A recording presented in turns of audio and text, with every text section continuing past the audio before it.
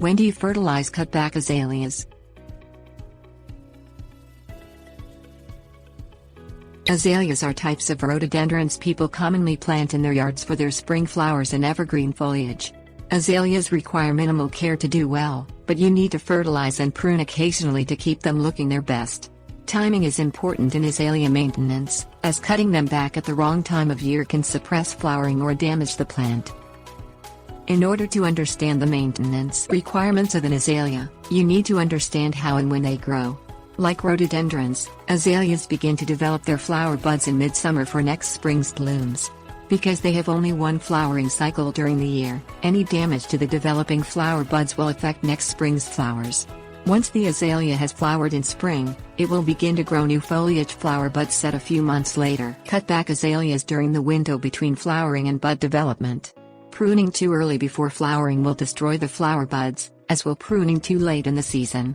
The best time for pruning azaleas is shortly after they finish blooming in the spring but before they begin to set buds in the summer. The exact time varies depending on weather and climate. However, you generally run the risk of affecting bud growth by early July. When you fertilize azaleas is less important than pruning timing. A general rule of thumb is to fertilize in early spring before flowering and again in later spring after flowering.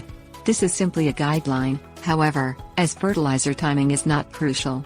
The important part is that you fertilize at some point during the year. A well-fed plant will grow stronger and be hardier than a plant that lacks nutrients.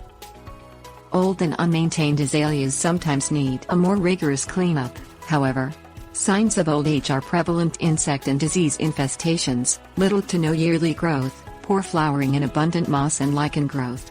In these situations, prune and feed the plant heavily in order to rejuvenate it and make it healthy again. Follow the same timing as for normal azalea maintenance. You still may notice diminished flowering the next year as the plant recovers.